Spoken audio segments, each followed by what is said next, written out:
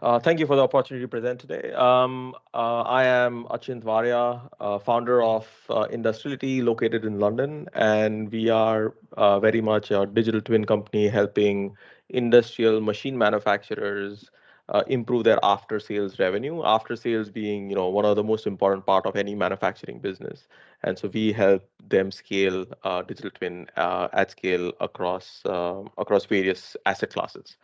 Um, so if I go to the next screen, before I go into a specific case study of our customer, I think that's the purpose of today's presentation.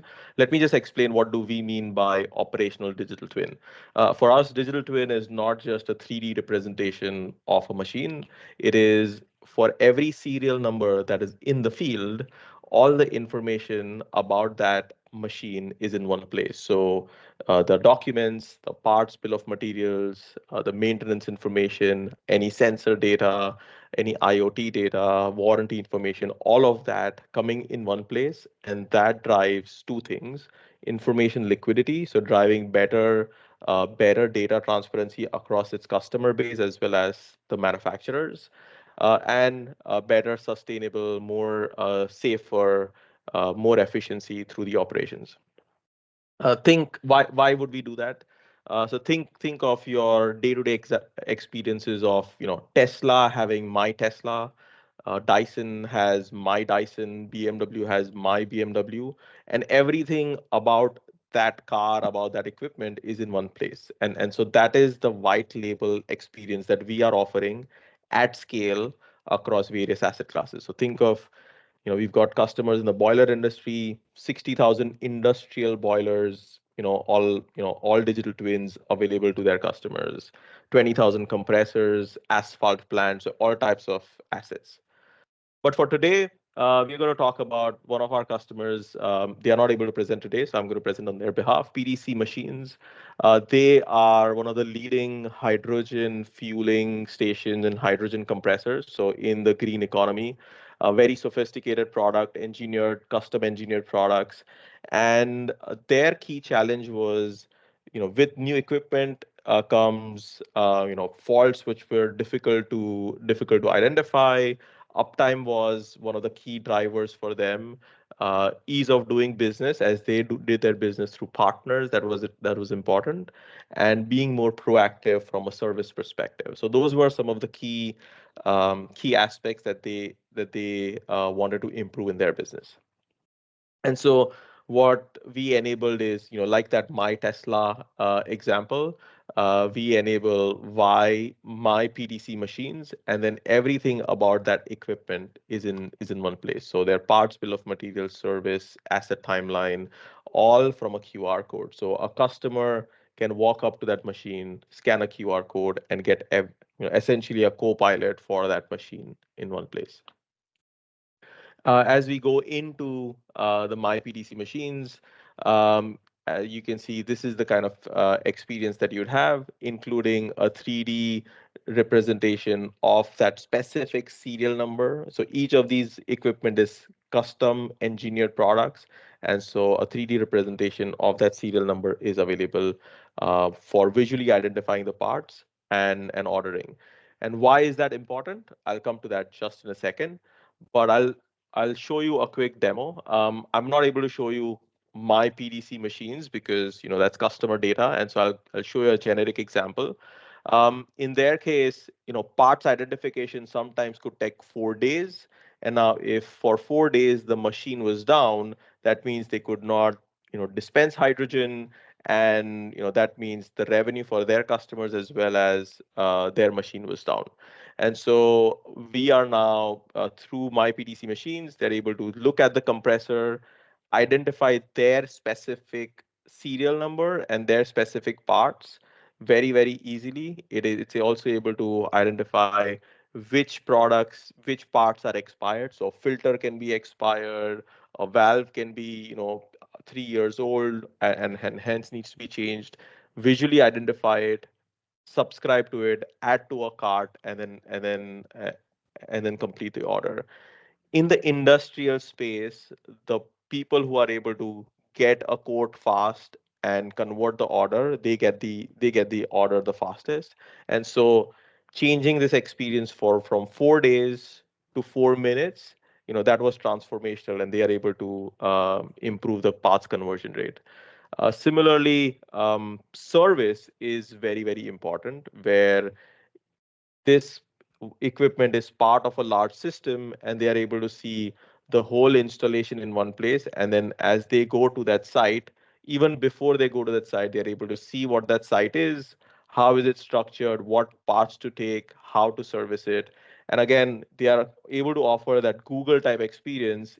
As you call, they know exactly what they are servicing, exactly where it is, and how it is to be serviced. And then finally, this digital twin is then able to expand into other capabilities, like Gen AI based Copilot, training, and service reports. Now, they started off from reactive to proactive. Their ultimate aim is to offer equipment as a service, or air over the fence, or air as a service. And so digital twin is one of the crucial parts to enable this whole experience, from just hydrating the digital twin to doing performance guarantees to offering parts and service, and then ultimately offering equipment as a service. And that is where a lot of manufacturers are transforming their business. Rolls-Royce being one of the pioneers who did it in the 70s. And now a lot of other businesses are transforming into equipment as a service. And so digital twin powers these new business models. And compressors being one of them. For boilers, it's heating as a service, and for printing, it's pay by the dot, etc. So digital twin very much enabling these new business models. That's me. Thank you very much for listening and welcoming any questions.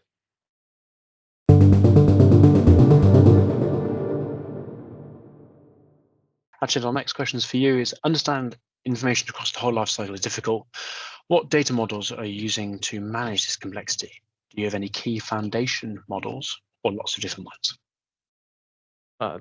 Fantastic. Thank you for the question. So absolutely agree. I think getting information across the whole life cycle is difficult. We are a new age platform, and we are very focused on the industrial market. So our data models are very much focused for the industrial use cases. We also take data from lots of different sources. So we'll use a lot of Gen AI to curate some of the data. If it is, we have customers whose data is 50-year-old. And so if you want to bring that data in, we use a lot of Gen AI to ingest that data. We also integrate with a lot of source systems. So we have to integrate with CRMs, ERPs, PLM systems. I'm using a lot of acronyms, a PLM, lifecycle management, a product lifecycle management, CRM, customer resource management. So all of those data elements would come in. So that is static data. We have a lot of IoT data. So we are built on the biggest giants, AWS and Microsoft. So we use those IoT platforms to bring the data in. And then comes the service data, which is very much a life cycle. So we have something like a Facebook for the machine. So like a timeline we have on Facebook, we have a similar timeline for a machine, and that helps track each and every action that has happened throughout the life cycle of that equipment. And so regardless of who is working on that machine, they have a full history.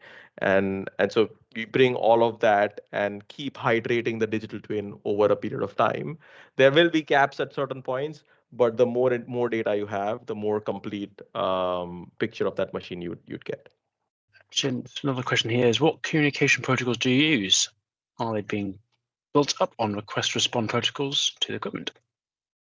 Yeah, so I'm taking an assumption that this is with relations to IoT, and so we usually connect with a Modbus connection to the control, and then bring data in, and then we use the standard OPC UA protocol to identify what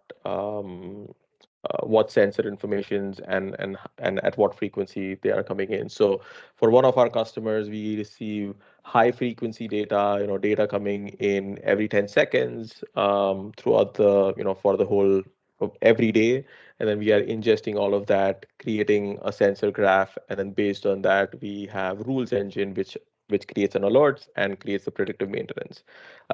So those are the standard. We use the standard protocols which are used across the board. Brilliant. And the last question here, then we'll cover the remaining three for Innovate UK at once. You mentioned centralizing the information to bring us together. Are you looking towards federating in the future to avoid vendor lock-in? Great question, and this is something we get from a lot of our customers.